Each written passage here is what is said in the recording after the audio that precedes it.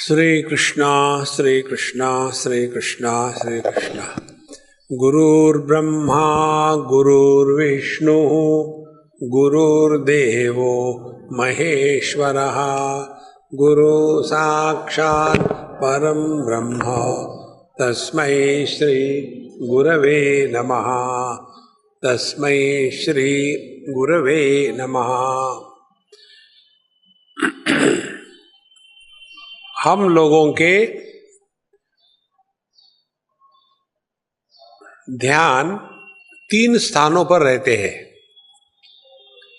या तो जो अनुभूति का क्षेत्र है वहां रहता है। जैसे मैं आपको देख रहा हूं, आप मुझे देख रहे हैं, तो मेरा ध्यान कहाँ है? तो मेरा ध्यान यदि आपकी तरफ होगा तो मैं क्या करता रहूंगा? आपको सुधारने का प्रयत्न करूंगा। जहां भगवान फेल हो गए वहां मैं सक्सेसफुल हो जाऊंगा। Net result I will be frustrated. पहली बात। दूसरा क्षेत्र होता है ध्यान देने का हमारी अनुभूतियां। आप यहां बैठे, हम यहां बैठे, आप अपने अनुभूति में मस्त है। पिछले बार हम गए थे कैलाश मानस, कितना आनंद आया था, है यहां, लेकिन कोई दूसरा अनुभव जो है उसकी याद आ रही। ये हो गया आधि दैविक क्षेत्र। तो पहला हो गया आधि भौतिक क्षेत्र। संसारी लोग आधि भौतिक क्षेत्र में रहते हैं। उनका पूरा ध्यान घर, बच्चे, बीबी, पोते, खोते, नाते, शादियां, डाइवोर्सेस, पढ़ाई लिखाई, इसके परे उनकी बुद्धि जाती ही नहीं। और वहां यदि उनको सक्सेस ना मिले तो सक्सेस मिलने के लिए आदि भौतिक क्षेत्र में फिर वो आदि दैविक क्षेत्र में प्रवेश करते हैं। और आदि दैविक क्षेत्र में प्रवेश करना माने फिर जाकर के बाबाजियों के पास जाना, मंदिरों में जाना, वहां धागे बांधना, घंटी बांध देना। हमारे कहाँ की बात है नैनीताल से ऊपर चले जाओ आप, जहां एक बहुत ही सुंदर मंदिर है।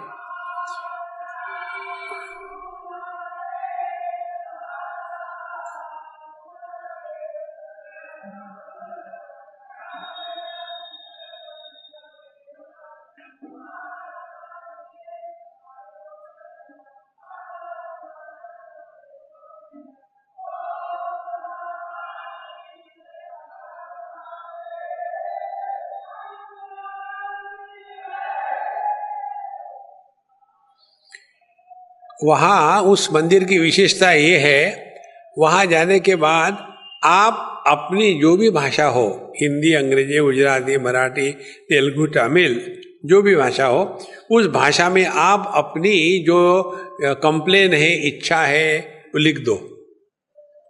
लिख करके वहाँ भगवान को अर्पण कर दो।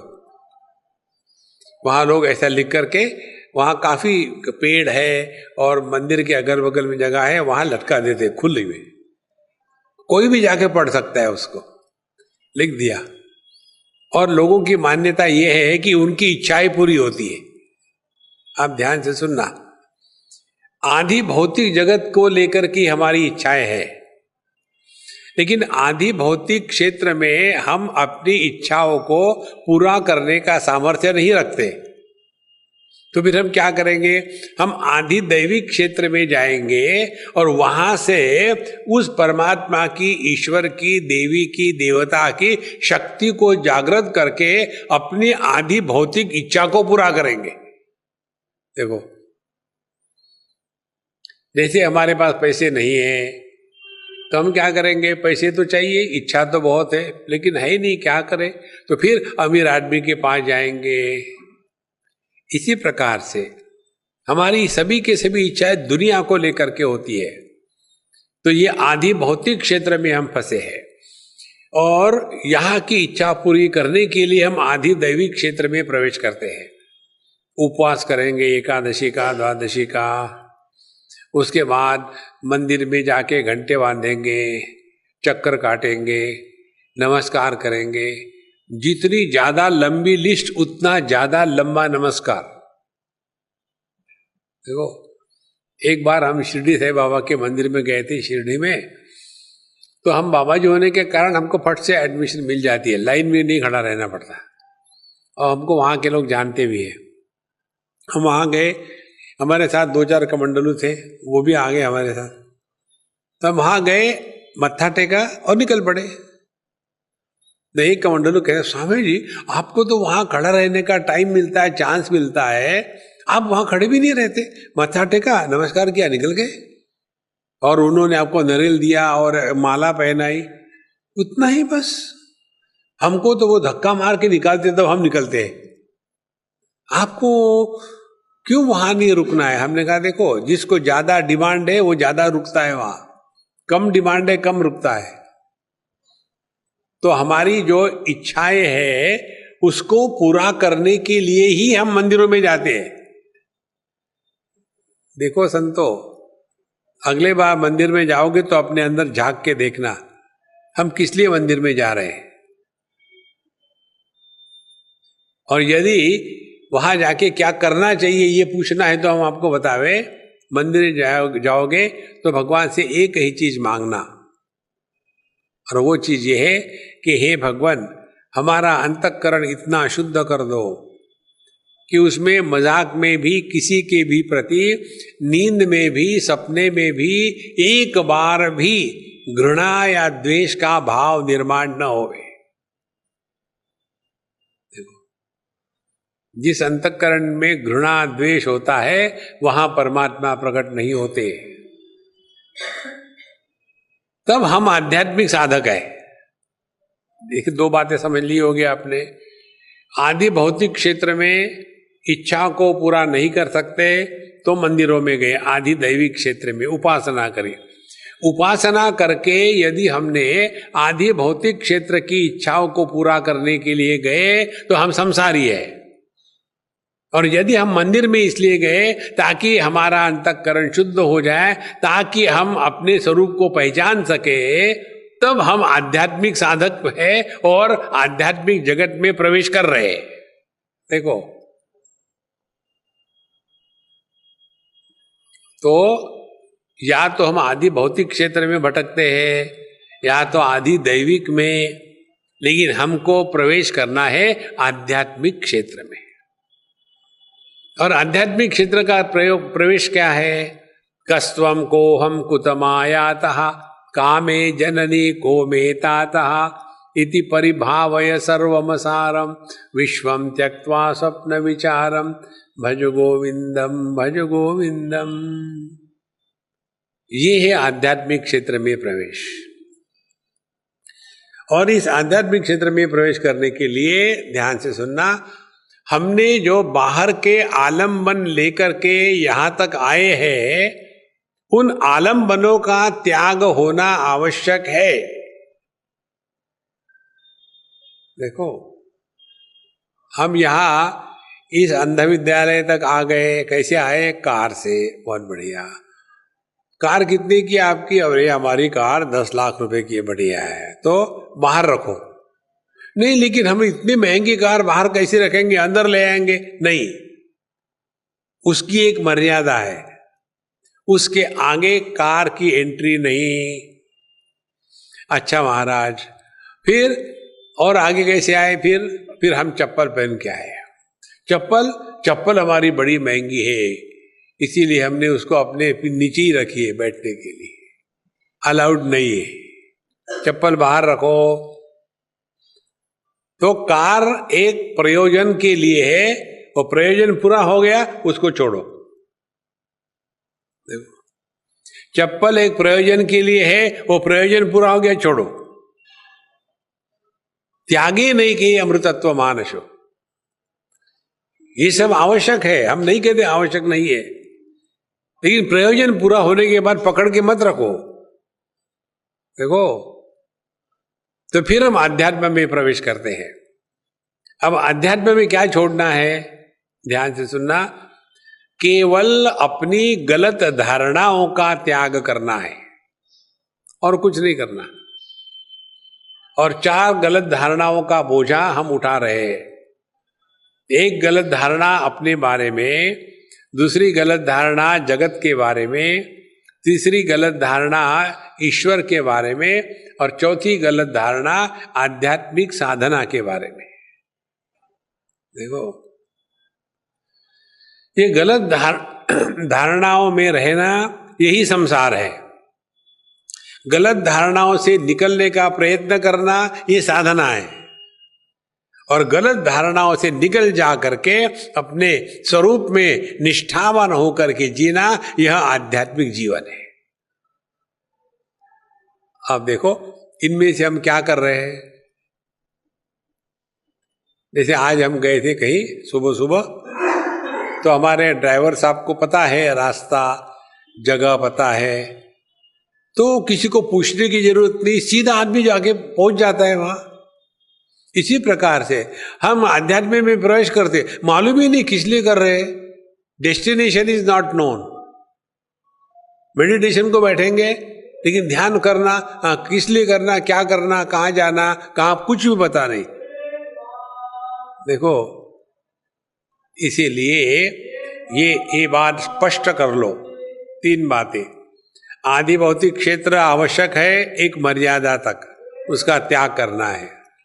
आदि दैविक क्षेत्र आवश्यक है एक मर्यादा तक, उसका त्याग करना है। और फिर हम आते हैं वेदैश्च सर्वै अहमेव वेद्या। सभी शास्त्रों का तात्पर्य इस मैं को पहचानना है। तो अध्यात्म क्या हो गया फिर? अध्यात्म है मैं को पहचानने की प्रक्रिया। अब जिसको मैं को पहचानना है, वो उस आदमी का जीवन कैसा होगा?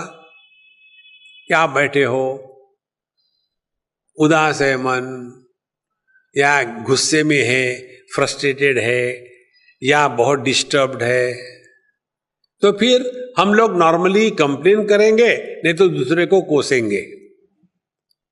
अध्यात्म में प्रवेश किया तो फिर हम चिंतन करेंगे, चिंता नहीं करेंगे किसको डिस्टर्बेंस हो रहा है। तो पता चलेगा यह पति डिस्टर्ब्ड है, पत्नी डिस्टर्ब्ड है, मां डिस्टर्ब्ड है। फिर एक बार हमने उस रोग का निदान कर लिया कि डिस्टर्ब जो है वो पत्नी है, फिर चिंतन शुरू करो, क्या मैं पत्नी हूं या स्त्री हूं? चिंतन शुरू करो। अब दोनों में सत्य क्या है? पत्नी हम होते हैं या बनते हैं? स्त्री हम होते हैं या बनते हैं? तो पता चलेगा स्त्री हम होते हैं, पत्नी हम बनते हैं। तो पत्नी कौन बन गई? बनावटी बन गई। अब जो बनावटी है उसको लेकर के सीरियस होना, इससे बड़ी बेवकूफी क्या होगी? एक पति ने अपने पत्नी को कहा कि तुम इतनी सुंदर हो लेकिन इतनी बेवकूफ हो, ये कैसे है, समझ में नहीं आता। बोले भगवान ने मुझे सुंदर इसलिए बनाया ताकि आप मेरी तरफ आकर्षित हो जावे, और बेवकूफ इसलिए बनाया कि मैं आपकी तरफ आकर्षित हो जाऊं।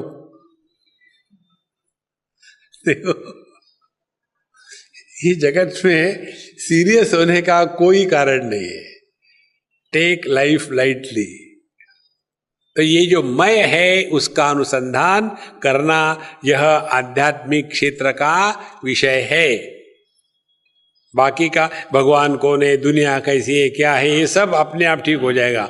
यदि मैं नहीं तो मेरी दुनिया नहीं, यदि मैं नहीं तो मेरे भगवान नहीं, यदि मैं नहीं तो साधना नहीं, यदि मैं नहीं तो पाप नहीं, पुण्य नहीं। सबका आधार केवल यह मैं मात्र है। इस मैं को हमको अच्छी तरह से समझना है, और इसके लिए अब हम केनोपनिषद के 4th मंत्र में प्रवेश करते हैं, पेज नंबर 50। यद्वाचा नभ्युदितं येन वागभ्युद्यते तदेव ब्रह्मत्वं विद्धि नेदं यदिदमुपासते। पेज 54। यन्मनसा न मनुते येन आहुर्मनोमतं तदेव ब्रह्मत्वं विद्धि नेदं यदिदमुपासते। पेज 56। यश्चक्षुषा न पश्यति येन चक्षुगंषि पश्यति तदेव ब्रह्मत्वं विद्धि नेदं यदिदमुपासते। यश्रोत्रेण न शृणोति येन श्रोत्रमिदगं श्रुतं तदेव ब्रह्मत्वं विद्धि नेदं यदिदमुपासते।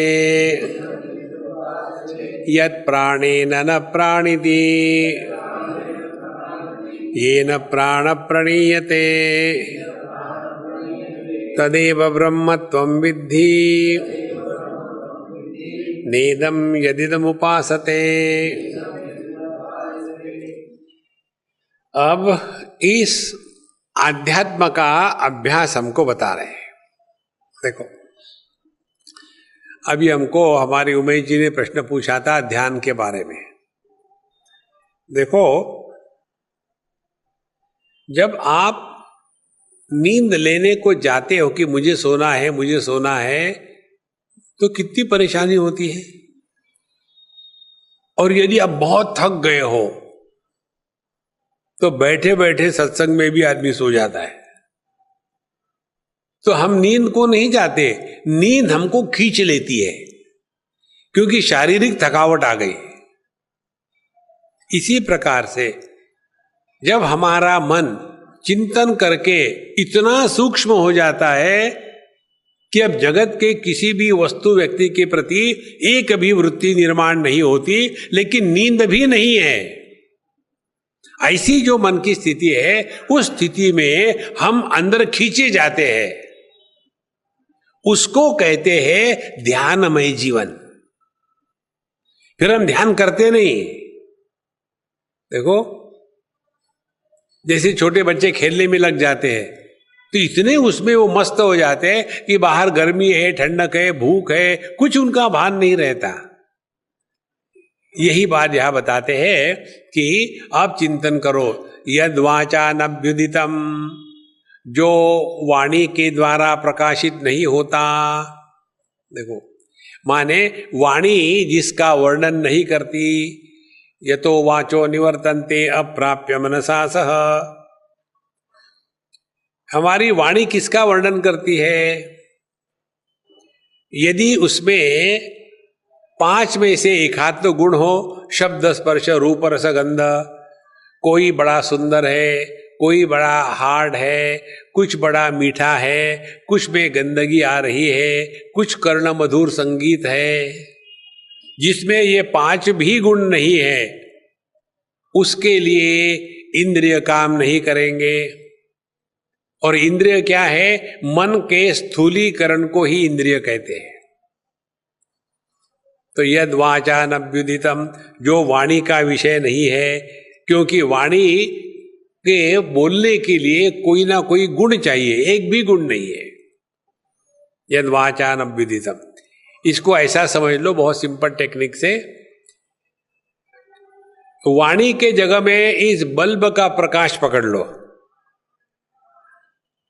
अब इस बल्ब के प्रकाश में, माने वाणी में, ये सामर्थ्य है कि सबको प्रकाशित करे। लेकिन ये बल्ब का प्रकाश, बिजली कैसी दिखती है, आज तक किसी ने बिजली देखी है?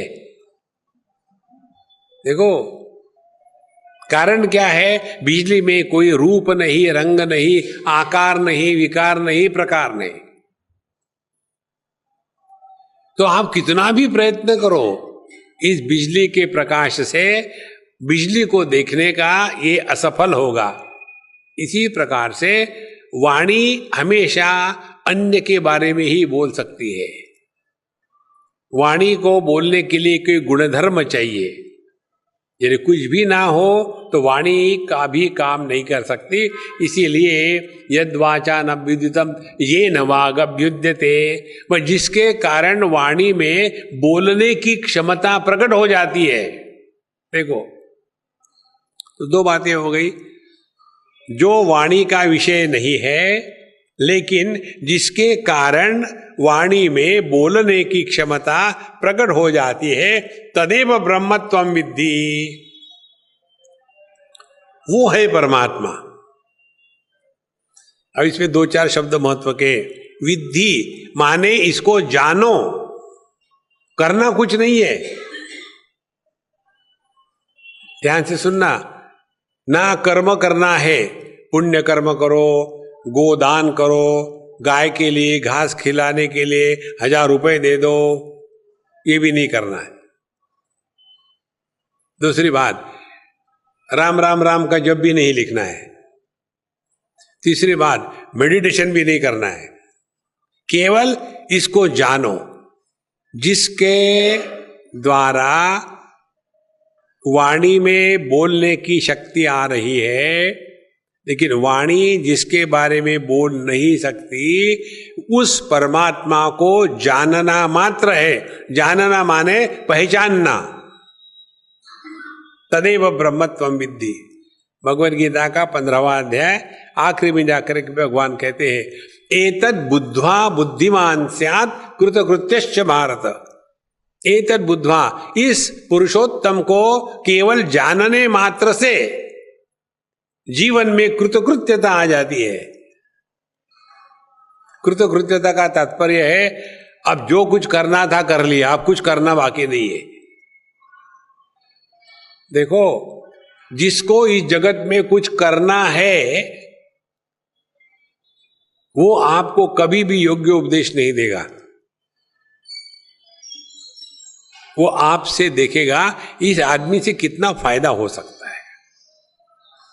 कुछ भी करना हो, आपको समझो हॉस्पिटल चलाना हो,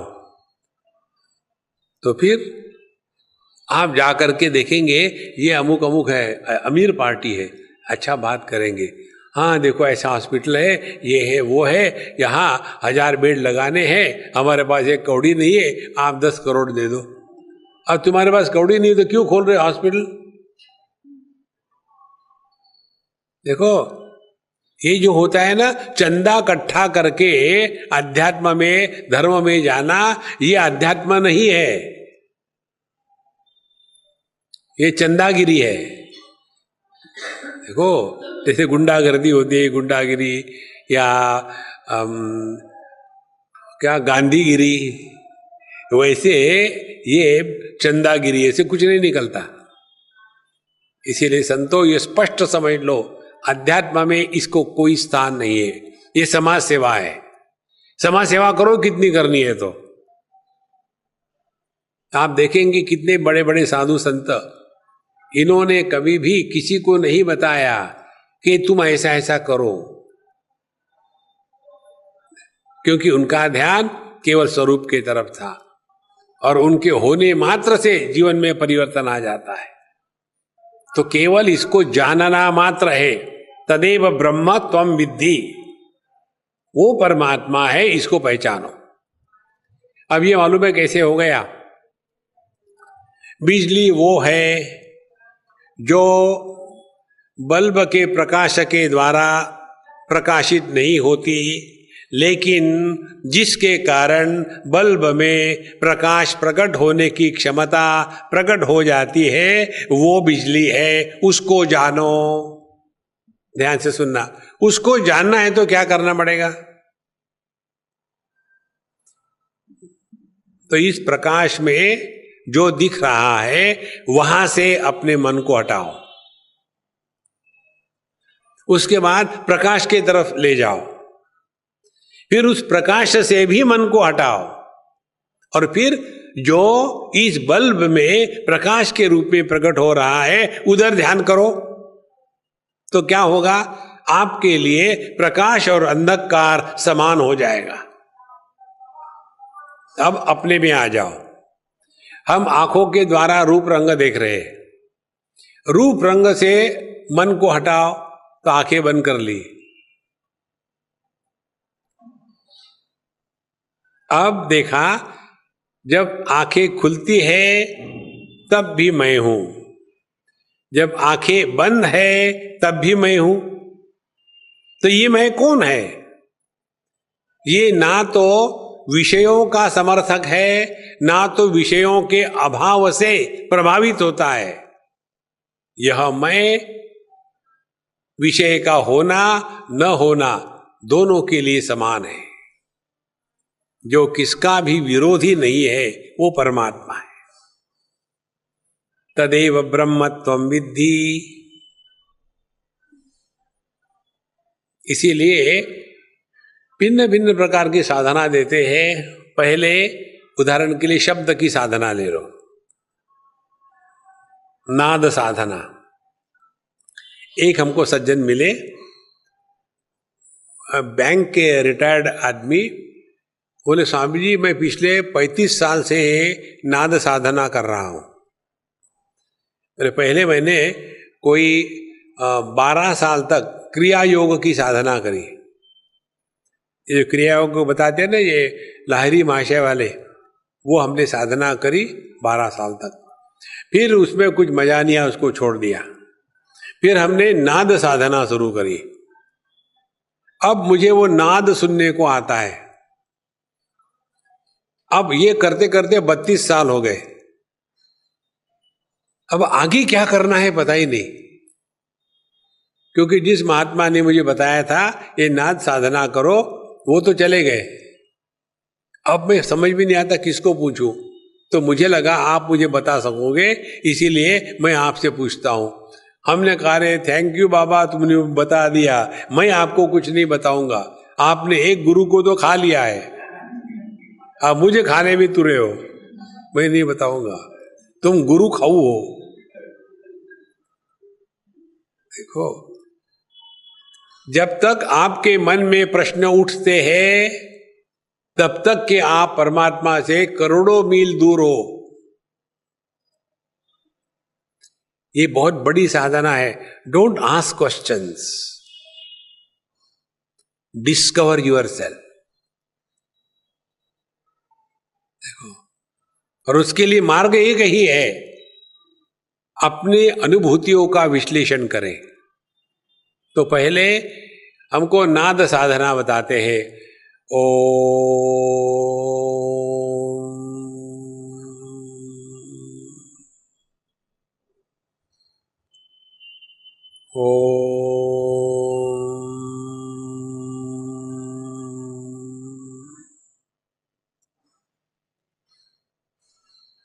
उसके बाद बताएंगे अब ये जो नाद है इसके अभाव की तरफ ध्यान दो।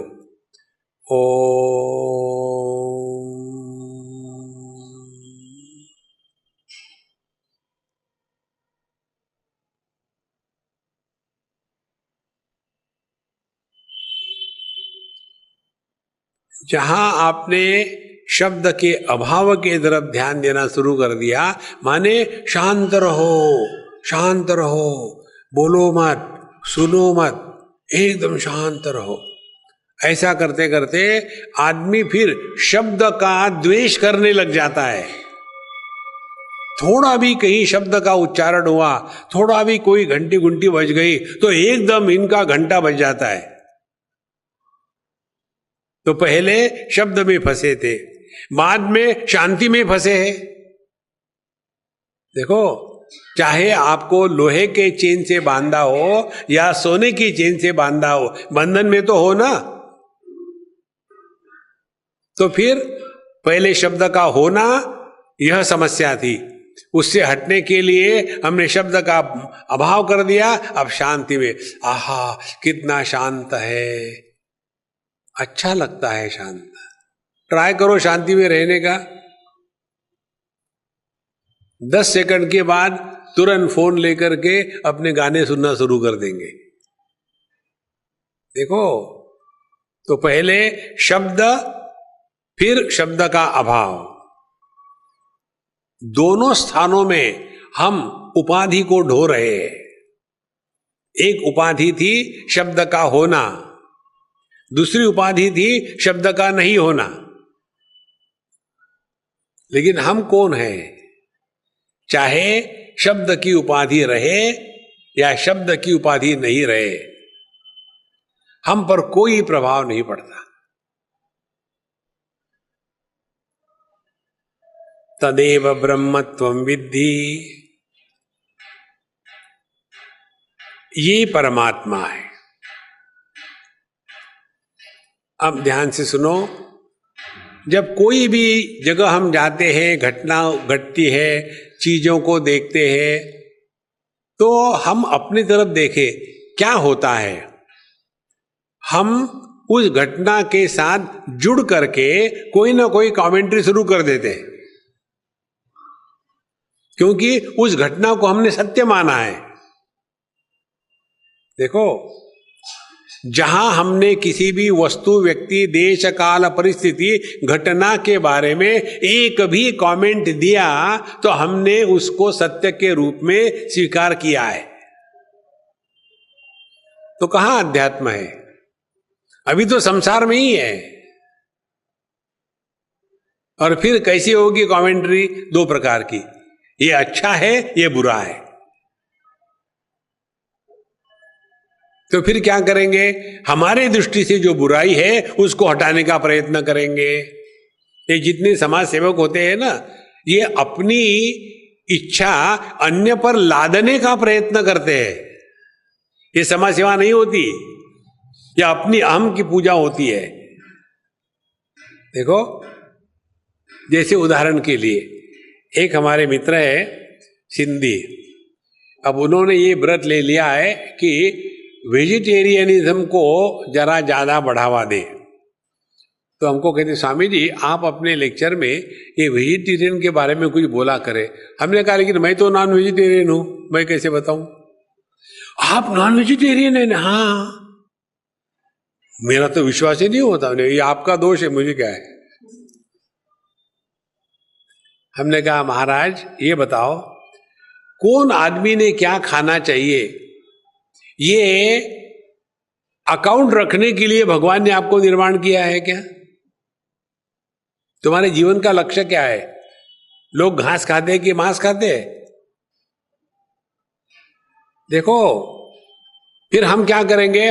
जो हम शराब नहीं पीते तो किसी ने नहीं पीनी चाहिए, यही समाज सेवा है। हम मांस मच्छी नहीं खाते, किसी ने नहीं खानी चाहिए, यही समाज सेवा है। देखो, हम गीता पढ़ते हैं, हर एक ने गीता पढ़नी चाहिए, ये समाज सेवा है। ये समाज सेवा नहीं है। देखो संतो, इस चक्कर में मत पड़ना। तदेव ब्रह्मत्वं विद्धि, जिसके कारण मन में सोचने की क्षमता है, लेकिन मन जिसके बारे में सोच नहीं सकता, जिसके कारण आंखों में देखने की क्षमता है, लेकिन आंखें जिसको देख नहीं सकती, जिसके कारण कानों में सुनने की क्षमता है, लेकिन कान जिसको सुन नहीं सकते, वो परमात्मा है। तदेव ब्रह्मत्वं विद्धि नेदम यदिदम उपासते। पहला इसका अर्थ ये हो गया। दूसरा अर्थ इसका ले लो, तद ब्रह्म त्वम एव विद्धि। हम जिस ब्रह्म की बात कर रहे हैं वो ब्रह्म कोई आकाश में बादलों के ऊपर नहीं है। तो तद ब्रह्म त्वम एव, वो परमात्मा तुम स्वयं हो। देखो, भगवान को दूर मत ढकलना, भगवान को परोक्ष नहीं रखना है, प्रत्यक्ष भी नहीं रखना है। परमात्मा अपरोक्षत्वेन ज्ञात होता है। अध्यात्म में और बाकी के जो भौतिक विज्ञान है, इसमें यही मूल फर्क है। जैसे भौतिक विज्ञान में ये माइक है, पहली स्टेप माइक को जाना, किसने जाना? मैंने जाना। तो मैं माइक को जानने वाला हूं। तीसरी स्टेप, मैं माइक नहीं हूं। ऐसा विचार का क्रम अध्यात्म में नहीं होता। अध्यात्म में जानना और होना एक ही है। Knowing is being. देखो संतो, जब तक ये मूलभूत गलती समझ में नहीं आती, तब तक ये घंटी बजाते रहो और आरती करते रहो। तदेव ब्रह्मत्वम विद्धि नेदम यदिदम उपासते। ये जो तुम उपासना कर रहे हो, ये तुम नहीं हो, ये ना भगवान है। देखो, जो उपासना करने वाले उनको झटका लगता है, कृष्णा कृष्णा कृष्णा कृष्णा, हमने तो भगवान की इतना सुंदर मूर्तियां ले आए, पैसे खर्चे करके ले आए और वहां बढ़िया सजा के रख दिया है। और हम पंडित जी को कहते, पंडित जी तुम पूजा करो, हम नहीं करेंगे, उनको टाइम नहीं है, लेकिन आशीर्वाद हमको दो। देखो क्या कहते वो, एक पंडित जी अपने दुकान नहीं, मंदिर में बैठे थे। पंडित जी का दुकान ही होता है मंदिर, वहां बैठे थे। उधर से एक सेठ जी आए, अरे पंडित जी अपने नाम से एक महामृत्युंजय का जप कर देना। सेठ जी कितना करो? कर दो यार, 1-8 करोड़ का कर देना। बोले ठीक है कर देंगे। वो मुझे दक्षिणा, तुम लोग बड़े ग्रीडी हो, पैसे पैसे पैसे, लो 100 रुपया। 1 करोड़ का जब करवाना है और 100 रुपया दिया। तो जैसे सेठ जी ने पलटी खाई, एकदम पीठ घुमाई, उतने में पंडित जी ने कहा कि सेठ जी जब हो गया। 1 करोड़ का जप मेरे लिए महामृत्युंजय का इतनी जल्दी हो गया? 100 रुपए में ऐसे ही होता है। देखो, एक लड़का कलकत्ते में फैन बेच रहा था।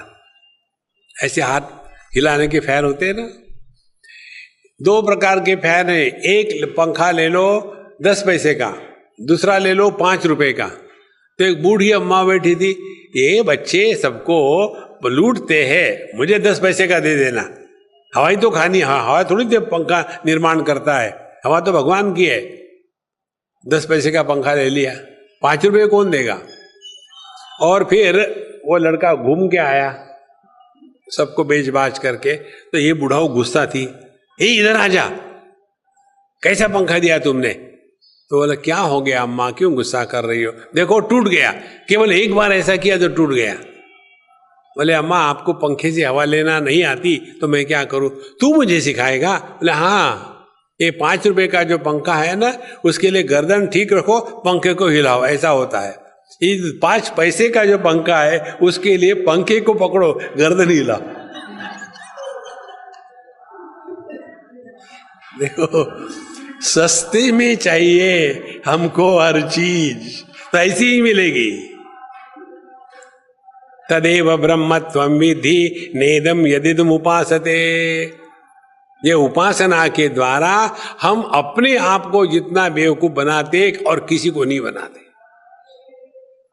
देखो, आप देखेंगे कर्म कांड हो या उपासना हो, उसमें विक्षेप बहुत ज्यादा होते हैं। और ये करने वाले जो होते हैं ना, ये स्वयं नहीं करेंगे, दूसरे को बताएंगे। एक घर की बात है, कहा महाराष्ट्र में कहीं की तो भी थी, और उनके यहाँ पूजा थी, और उनके जो बुढ़ाऊ व्यक्ति थे वो पूजा करते थे रोज। लेकिन परेशानी उनके पत्नी को, पूरी पूजा की तैयारी उस पत्नी को कम करके देनी है। और ये महाराज आएंगे, वहां बैठेंगे और वहां देखेंगे और चिल्लाना शुरू करेंगे, माचिस तो रखी नहीं, पता नहीं कैसे लोग हैं।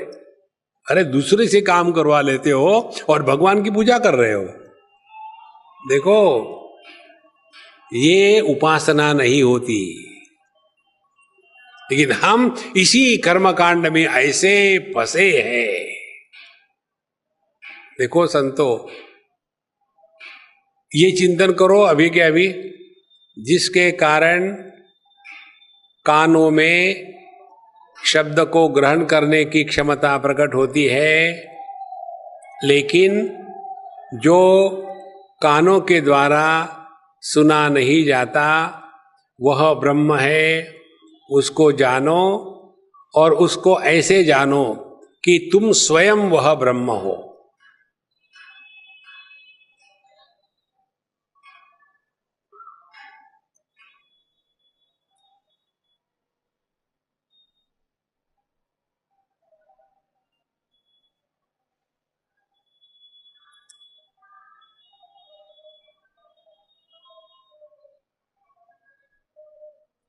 यदि आप इस ब्रह्म स्वरूप में पहुंच गए तो आपको शब्द सुनाई देंगे, लेकिन शब्द के द्वारा विक्षेप नहीं होगा।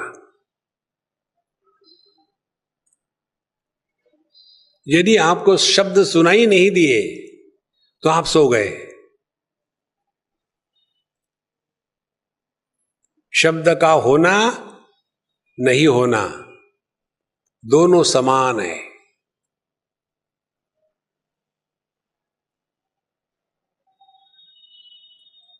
आंखें खुली, रूप रंगों को देखा, हम देख रहे हैं। आंखें बंद करी, रूप रंगों को नहीं देख सकते। कौन? हम नहीं देख सकते। तो ये जो मैं, विषयों के भाव और अभाव का जो प्रकाशक है, वो विषयों के भाव और अभाव इनके द्वारा प्रभावित नहीं होता। सिद्धांत ये है, जो प्रकाशक होता है वो प्रभावित नहीं होता। जैसे यहां लाइट लगे हुए स्टेज पर, इन लाइट के द्वारा हम सभी प्रकाशित हो रहे हैं। चाहे हम यहां 50 रहे या 5000 रहे, चाहे यहां डिस्कोर्स हो रहा हो या डिस्को हो रहा हो, चाहे या कोई भी ना हो, प्रकाश पर इसका कोई प्रभाव नहीं है। अब इसको अपने में लगाओ।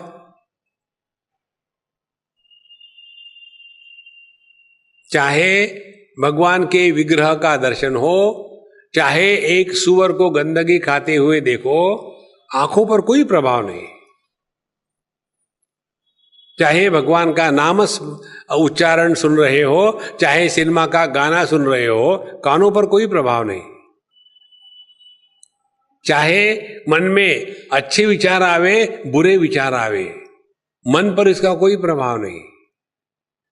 चाहे जागृत हो, स्वप्न हो, भावात्मक, या सुषुप्ति समाधि हो, अभावात्मक, इन दोनों का भी हम पर कोई प्रभाव नहीं। यह जो सब में है लेकिन सबके परे है, वो अपना स्वरूप है। तदेव ब्रह्मत्वं विद्धि नेदम यदिदम उपासते।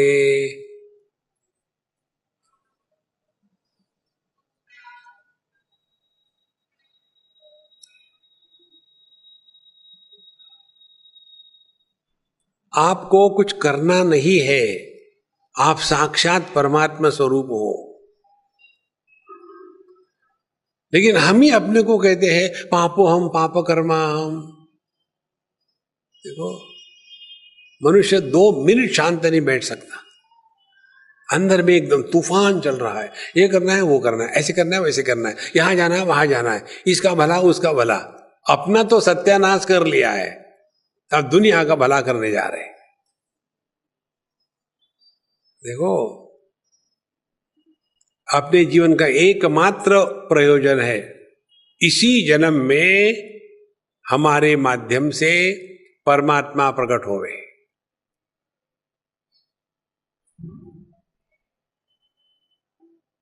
देखो, ये तब हो सकेगा जब आदि भौतिक क्षेत्र से दृष्टि हट गई। आदि दैविक, आदि भौतिक को पूर्ण करने के लिए नहीं, अंतःकरण को शुद्ध करने के लिए है। तो 2 बातें समझ लेना ठीक से। कर्माणि चित्ते शुद्ध्यर्थम ऐकाग्र्यार्थम उपासनम मोक्षार्थम ब्रह्म विज्ञानम इति वेदांत डिंडिमा। कर्म का तात्पर्य अंतःकरण को शुद्ध करना है। उपासना का तात्पर्य मन को एकाग्र करना है। हमारा मन उपासना करते समय भी एकाग्र नहीं होता। जैसे कबीर जी कहते हैं ना कि हाथ में माला फिर रही है, मुख में जिह्वा फिर रही है और मन दुनिया में घूम रहा है, ये स्मरण ना होए।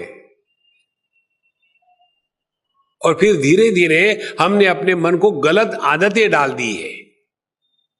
किसी को और को बदनाम मत करना, हम स्वयं जिम्मेदार हैं। एक हमारे मित्र है, अपने पोते के साथ इतने चिपक गए हैं कि पूछो मत। तो एक बार हमने उनको डांट दिया। हमने कहा देखो, ये तुम अपने पोते के साथ इतने रहते हो ना, ये अच्छी बात नहीं है, आपको बुरा लगेगा, मुझे कोई फर्क नहीं पड़ता, मैं तुमको सत्य बताऊंगा। 24 घंटे वो लड़का इनके साथ ही रहता है। कहीं मीटिंग में जाना है, कहीं जाना है, कहीं भी जाना हो, वो अपने उम्र के बच्चों के साथ नहीं खेलता, इनके साथ जाएगा और फिर बड़े क्या बोलते हैं सुनता रहेगा। फिर धीरे धीरे उसको ऐसी आदत लग गई है, दूसरे क्या बोलते हैं उसको सुनने की आदत। ये सबसे भयानक आदत है।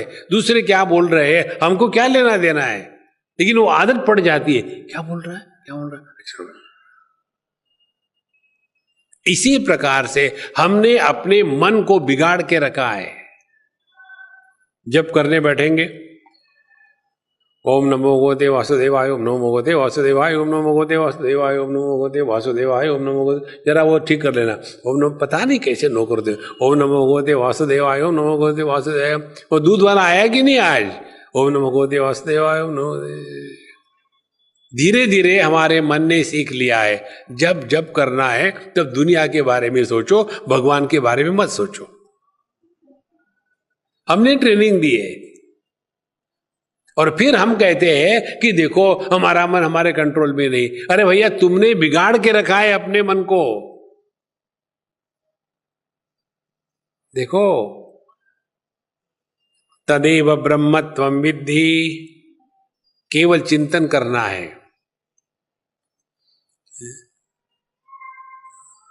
कि जो डिस्टर्ब है, कौन है डिस्टर्ब? पति पत्नी, भाई बहन, सास बहू, मां बाप। क्या ये सत्य है? और इनका जन्म कब होता है? एक पति पत्नी झगड़ा कर रहे थे, ऐसे हमारे पास पहुंच जाते हैं। तो पति ने कहा, स्वामी जी मेरी पत्नी को इतना समझाओ, मैं तो हार गया, मैं उससे उम्र में बड़ा हूं, थोड़ी मेरी उम्र की तो रिस्पेक्ट करे। ये तो मुझे कैसा एकदम गया बीता समझती है। हमने कहा देखो महाराज, हम तो अम्मा की साइड लेंगे। बोले हमको मालूम है आप हमेशा ऐसा करते हो। हमने कहा ऐसी बात नहीं, सच बोलते हैं। मुझे बताओ, तुम लोगों की शादी आगे पीछे हो गई थी क्या, कि साथ साथ हो गई थी? शादी होने के बाद ही वो पत्नी बनी और तुम पति बने। हाँ, फिर दोनों की उम्र एक है। झगड़े स्त्री पुरुष में नहीं है, झगड़े पति पत्नी में है। और पति पत्नी की उम्र हमेशा एक होती है। कितनी होती है? जितनी एनिवर्सरी। किसी की शादी हो करके समझो 15 साल हो गए, तो कितनी उम्र है? उतनी टीनेज है अभी। और जब टीनेज होता है व्यक्ति तो झगड़ा करता है ना, समझता नहीं किसी को। आप देखेंगे ये जितने भी मैरिड कपल्स होते हैं, जब उनकी शादी हो करके 15, 16, 17, 18, 19, ये 4-5 साल होते, उसी समय में मैक्सिमम डाइवोर्सेस होते हैं। उसी समय में बहुत झगड़े होते हैं। और उस समय ये दोनों बेवकूफ अपने आप को समझा ले, संभाल ले, तो फिर जीवन में चल जाते हैं। कारण क्या है? टीनेज। देखो, तो दुखी होने वाला जो है वो स्त्री पुरुष नहीं होता, और ये पति पत्नी ये नहीं होते। पति नाम की कोई वस्तु आदमी से अलग है क्या? पत्नी नाम की वस्तु कोई स्त्री से अलग है? कोई नहीं है। तो जो नहीं है वो दुखी हो रहे। जिस दिन ये बात क्लिक हो जाएगी ना आपकी, एक क्षण में आप ध्यान में चले जाओगे। और वो ध्यान जड़ समाधि नहीं है, वो कैसा ध्यान है? Dynamic one. You will be totally in this world yet out of this world. देखो महाराज, तदेव ब्रह्मत्वं विद्धि. इसीलिए इसको स्पष्ट समझ लेना. जागृत अवस्था हम करते नहीं, जागृत अवस्था में हम होते हैं फिर काम करते हैं. स्वप्नावस्था हम करते नहीं, स्वप्नावस्था में होते हैं फिर उल्टी सीधी बातें देखते हैं. सुषुप्ति अवस्था हम करते नहीं, सुषुप्ति अवस्था में होते हैं फिर खर्राटे मारते हैं. उसी प्रकार से हमको ध्यान में रहना है और फिर जीवन को जीना है. हमारे लिए आधा घंटा meditation, rest of the day frustration. और ये मेडिटेशन करने वाले ज्यादा दुखी होते हैं. एक ही चक्कर, महाराज जी हमारा मेडिटेशन नहीं होता. एक अम्मा ने मुझे पूछा, स्वामी जी आप तो सब जानते हैं. मैंने हमें सब जानता हूँ, फिर क्या करूँ? बोले मुझे ये बताइए मेरी स्पिरिचुअलिटी कहाँ तक आई? हमने कहा अभी घुटने तक है, अभी बहुत टाइम है, ऊपर चढ़नी है. देखो, इसीलिए केवल जानना मात्र है. शब्द सुना, शब्द का त्याग कर दिया. शब्द सुना तो कान में बैठे, शब्द का त्याग कर दिया तो कान से हट गए. कान के पीछे क्या है? मन है. यदि उस शब्द का संस्कार मन में हुआ, ये अच्छा है बुरा है, तो अच्छा संस्कार हुआ तो उस शब्द को फिर दोहराना चाहेंगे. बुरा संस्कार हुआ तो उस शब्द से भागना चाहेंगे. ध्यान इधर दे.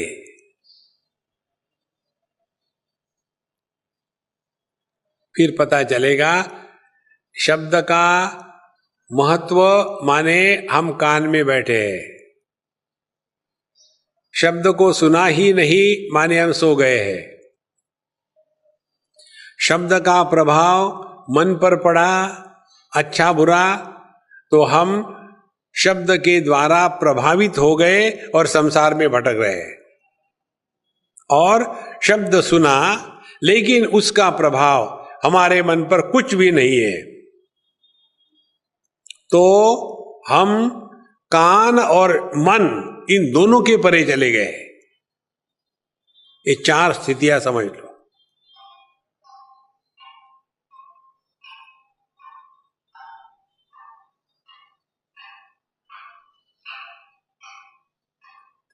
ये ठक ठक का आवाज आ रहा है,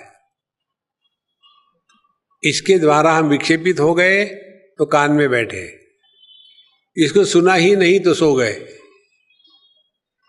इसको सुनने के बाद भी मन पर कोई संस्कार निर्माण नहीं हुए तो हम साधना के क्षेत्र में हैं. और इसको सुनने के बाद भी हम पर कोई प्रभाव नहीं पड़ा तो हम अपने स्वरूप में बैठे हैं.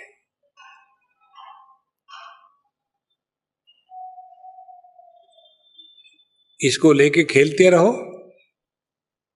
24 घंटे में 24 घंटे साधना चल रही है. देखो संतो, यन मनसा न मनुते ये न आहुर्मनोमतम तदेव ब्रह्मत्वं विद्धि. वो है परमात्मा. नेदम यदिदम उपासते. जो परमात्मा की उपासना इदम के रूप में कर रहे हो. इदम माने अपने से अन्य के रूप में. जो परमात्मा की उपासना हम अपने से अन्य के रूप में करते हैं, वह परमात्मा की उपासना हमको विक्षेप देगी और उस परमात्मा को आत्म रूप से पहचानना है. देखो, और आत्म रूप से पहचानना माने जगत के इदम का प्रभाव होना शून्य हो गया. हम जगत में रहेंगे, जैसे भगवत गीता कहती है पद्म पत्र विवाम्बसा. जैसे कमल दल पानी में होता है, पानी में पैदा होता है, पानी में रहता है, लेकिन पानी उसको स्पर्श नहीं कर सकता। इसी प्रकार से अपना स्वरूप है। जागृत आई, उसमें भी हम है। जागृत चली गई तो जागृत पुरुष चला गया, हम कहीं नहीं गए। फिर स्वप्न आया, चला गया, तो स्वप्न पुरुष चला गया, हम कहीं नहीं गए। वैसे ही सुषुप्ति और समाधि, ये वैसे ही है जैसे आकाश में खूब जोर के बादल आए, बड़ी वर्षा करी, लेकिन चले गए। फिर दूसरे बादल आए, खूब आवाज किया, लेकिन वर्षा नहीं करी, चले गए। फिर रात हो गई, अंधकार है, आकाश भी नहीं दिखता, कुछ भी नहीं दिखता, ये वो भी खत्म हो गया। फिर निरभ्र आकाश है, कहीं भी एक भी बादल का टुकड़ा तक नहीं है। ये चार स्थितियां आकाश पर कोई प्रभाव नहीं डालती। उसी प्रकार से चिदाकाश में जागृत के बादल आते हैं, सुख दुख के वर्षा करते हैं, निकल जाते हैं, लेकिन जागृत पुरुष भले सुखी दुखी होवे, चिदाकाश पर इसका कोई प्रभाव नहीं। फिर इसी चिदाकाश में सपने के बादल आते हैं, गरजते हैं, बरसते नहीं, वो भी चले जाते हैं, इसका भी चिदाकाश पर कोई प्रभाव नहीं। उसके पश्चात सुषुप्ति की रात आती है, केवल अंधकार, अहम किमपि न जानामि। लेकिन ये भी अज्ञान का अंधकार आके चला जाता है, लेकिन हम ज्यों के त्यों रहते हैं। और निरभ्र आकाश, बिना किसी बादल का जो नीला आकाश है, वैसे समाधि का अनुभव वो भी आके चला जाता है, लेकिन चिदाकाश पर इन चारों अनुभूतियों का कोई प्रभाव नहीं है। तदेव ब्रह्मत्वं विद्धि नेदम यदिदम उपासते।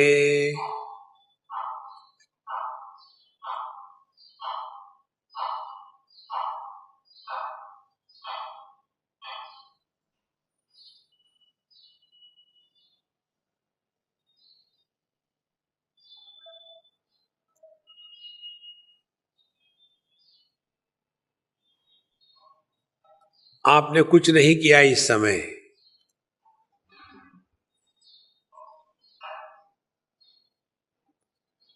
ये जो आपकी अनुभूति है,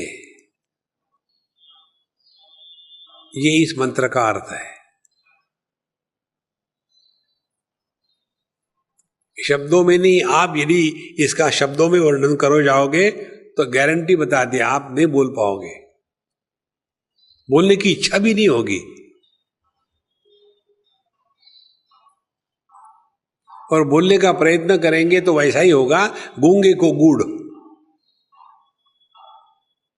जो आदमी बोल नहीं सकता उसको बढ़िया कचौरी खाने को दे दो, पूछो कैसी है,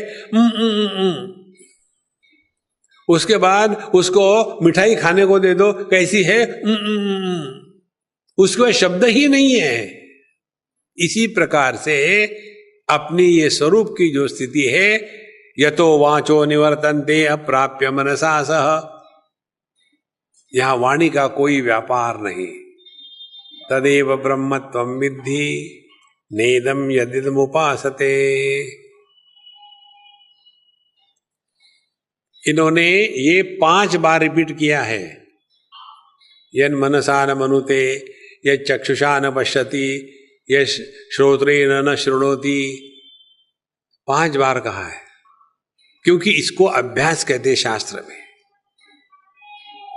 इसको 50 बार हमको रिपीट करना है कि मैं ना तो देह हूं, ना पति पत्नी भाई बहन हूं, ना तो सुखी दुखी हूं, ना जागृत पुरुष हूं, ना हिंदू मुसलमान हूं, ना तो समाज सेवक हूं, मैं केवल हूं मात्र, केवल होना मात्र। होना यह सामान्य है, कुछ बनना यह विशेष है। अध्यात्म का तात्पर्य अपनी विशेषता को खो करके सामान्य में पहुंच जाना, और रोज हम यही करते हैं। गहरी नींद क्या है? गहरी नींद में हम सब विशेषता खो देते हैं। उस समय हम पुरुष नहीं, स्त्री नहीं, माँ नहीं, पिता नहीं, उस समय अमीर नहीं, गरीब नहीं, स्वस्थ नहीं, रोगी नहीं, वाराणसी में नहीं, झुमरी तलिया में नहीं, हिंदुस्तान में नहीं, बाहर नहीं, सबकी सब विशेषताएं खत्म हो जाती है। यह जो निर्विशेष अनुभूति है वो परमात्मा है।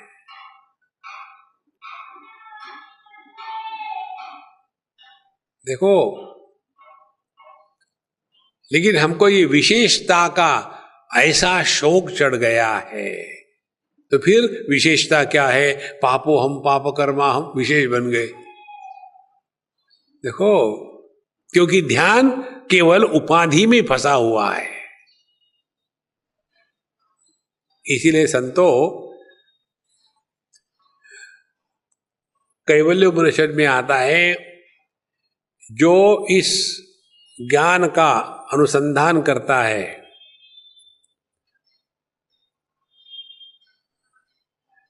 उसके जीवन में जितना भी भयानक पाप हो चुका है सबसे मुक्त हो जाता है। कारण क्या? कि जो कर्तृत्वाभिमानी व्यक्तित्व है वो डिसॉल्व हो गया। देखो, केवल समझ की बात है।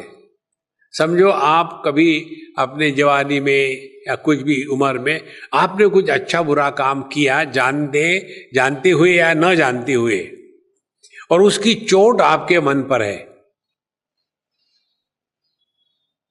उस चोट से आपको कोई नहीं बचा सकेगा। वही बुढ़ापे में ग्लानि का दुख व्यक्ति के जीवन में होता है। उससे निकलने का एक ही उपाय है, वो ये है, देहात्म भाव यदि समाप्त हो गया तो बचपन किसका था? बचपन देह का था, अपना नहीं था। देखो, जवानी किसकी थी? देह की थी, अपनी नहीं थी। लेकिन हमने देह के साथ तादात्म्य कर लिया है, तो यही पकड़ के बैठे हैं कि हमने उस समय ऐसा क्यों पाप किया, क्यों हमने गलत किया, क्यों किसको धोखा दे दिया। इससे निकलने का एकमात्र यही उपाय है, दूसरा कोई उपाय नहीं है। देखो, इसीलिए संतो अपने स्वरूप को पहचाने। जो तब भी था, अब भी है, हमेशा रहेगा। जिसका ना आदि है, ना मध्य है, ना विकार है, ना अंत है, ना अभाव है। स नित्योपलब्धि स्वरूपो हम आत्मा। ये नित्य उपलब्ध जो अपना स्वरूप है वही मैं हूं। तदेव ब्रह्मत्वं विद्धि नेदं यदिदमुपासते।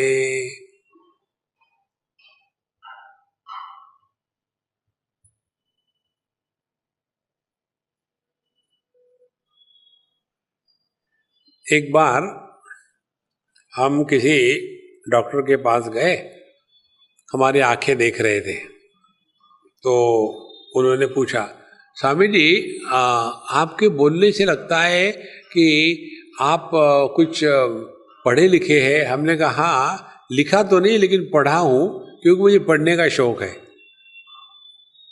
तो बोले आप क्या पढ़े हो? हमने कहा आपका हमारा एक ही प्रोफेशन है।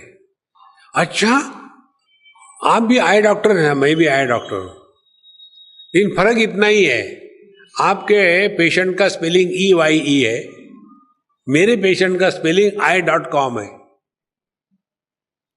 इतना ही फर्क है। फिर हमने उनको बताया, आप लोग क्या करते हो?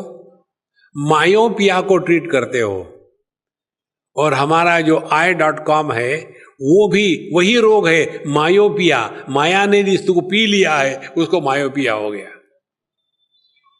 और आप लोग क्या करते हो? दृष्टि प्रदान करते हो? नहीं, दृष्टि तो भगवान की दी हुई है, प्रधान क्या करते हैं, हमारी फोकल लेंथ करने की आंखों की क्षमता नष्ट हो गई है, इसलिए चश्मा लगाया तो फोकल लेंथ एडजस्ट हो गई। इसी प्रकार से हमको परमात्मा बनना नहीं है, हम तो है ही परमात्मा, केवल फोकल लेंथ की गड़बड़ी है। हमारी फोकल लेंथ दुनिया में गई है, आदि भौतिक में, हमारी फोकल लेंथ इंद्रियों में गई है, मन के विकारों में गई है। वहां से फोकल लेंथ निकालो और देखो, तदेव ब्रह्मत्वं विद्धि नेदम यदिदम उपासते। इसको पहचानो।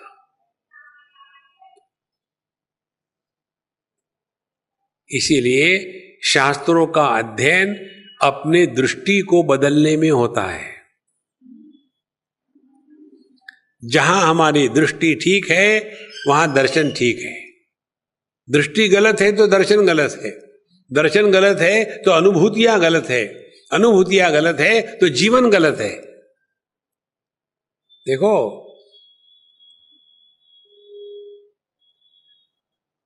तो जितनी समस्या है ये मायोपिया की है। हम देखते विषयों में भटक रहे हैं, हम आते ही इंद्रियों में भटक रहे हैं, हम जाते हैं मन में फ्रस्ट्रेट हो जाते हैं। लेकिन जिसके कारण मन में विचार करने की क्षमता है वह मैं हूं, जिसके कारण आंखों में देखने की क्षमता है वो मैं हूं। उसको पहचानने के स्थान पर हम जो दिखता है आंखों से वहां चले जाते हैं, जो आंखों की क्षमता है वहां फंस जाते हैं। इन दोनों का त्याग कर दो तो जो बचेगा वो अपना स्वरूप है। तदेव ब्रह्मत्वं विद्धि नेदम यदिदम उपासते। भगवान शंकराचार्य ने परा पूजा नाम का ग्रंथ लिखा है। उसी प्रकार से उनकी जो शिव जी की प्रार्थना है, आत्मा त्वं गिरिजामति सहचरा प्राणा शरीरम गृहम पूजाते विषयोपभोग रचना निद्रा समाधि स्थिति संचार पदयो प्रदक्षिण विधि स्तोत्राणि सर्वा गिरो यद्यत् कर्म करोमि तत्तदखिलम शंभो तवाराधना। देखो, हमारी जबान थोड़ी खा रही है, सर्वस्व चाहम हृदय सन्निविष्टा, सबके हृदय में जो बैठा है कन्हैया लाल उसको खिला रहे हैं, उधर ध्यान ही नहीं। देखो, इस प्रकार से जिसका जीवन चिंतनमय होता है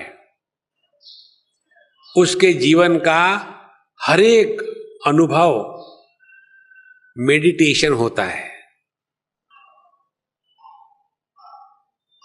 तुलसीदास जी कहते हैं ना, लोभी ही प्रिय जीविदाम।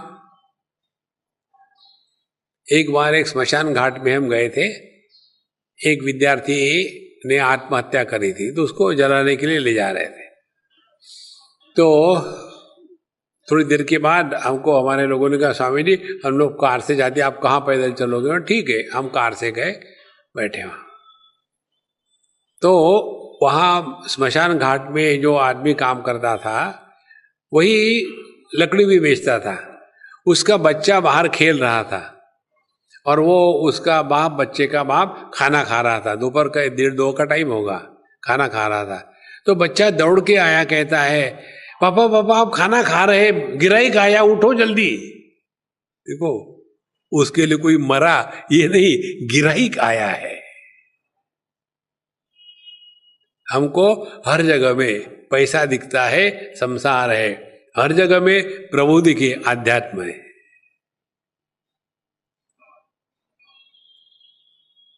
देखो, यन मनसा न मनुते ये न आहुर्मनोमतम तदेव ब्रह्मत्वं विद्धि नेदम यदिदम उपासते यच्चक्षुषा न पश्यति ये न चक्षुगम च पश्यति तदेव ब्रह्मत्वं विद्धि नेदम यदिदम उपासते यश्रोत्रेण न शृणोति ये न श्रोत्रगम इदगम श्रुतम तदेव ब्रह्मत्वं विद्धि नेदम यदिदम उपासते।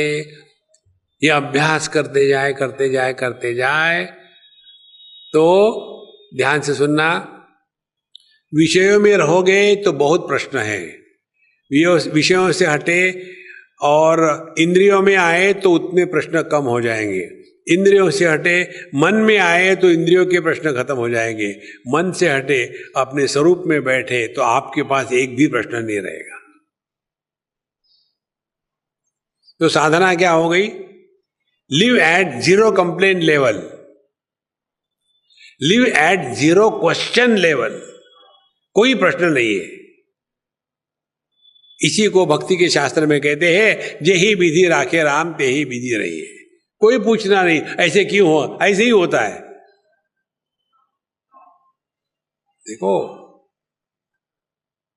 तदेव ब्रह्मत्वम विद्धि, इस परमात्मा को आत्म रूप से पहचानना यही वास्तविक आध्यात्मिक साधना है। और नेदम यदि तुम उपासते, भगवान की अपने से अन्य के रूप में उपासना करोगे तो वही भटकते रहोगे। लाल फूल नहीं लाया, पीला फूल नहीं लाया, चंदन ये क्यों लगाया? शिव जी को लाल चंदन नहीं लगाते, विष्णु जी को पीला ही चंदन लगाते हैं, उसी को लेकर के झगड़े करते रहेंगे। देखो, जो दुर्वांकुर होते हैं वो तो चढ़ते हैं गणेश जी को, आपने विष्णु भगवान को क्यों चढ़ाए? क्या हो गया? अब विष्णु भगवान कंफ्यूज हो गए, मैं गणेश हूं कि विष्णु हूं? इसी में फंसे रहते हैं। देखो, इन सब से अपने आप को हटा लो, तब जाकर के प्रभु की जो लीला है वो समझ में आती है। इतना सब होने के पश्चात विद्यार्थी को सब समझा दिया, फिर विद्यार्थी कहता है, हाँ अब मुझे समझ में आ गया। जैसे विद्यार्थी कहता है समझ में आ गया, गुरु महाराज हाथ में डंडा लेते हैं और उसकी पिटाई करते हैं। उसको हम अगले प्रसंग में देखेंगे। ओम पूर्णमदः पूर्णमिदं पूर्णात् पूर्णमुदच्यते पूर्णस्य पूर्णमादाय पूर्णमेवावशिष्यते। ओम शांति शांति शांति। हरि ओम। श्री गुरुभ्यो नमः। हरि ओम।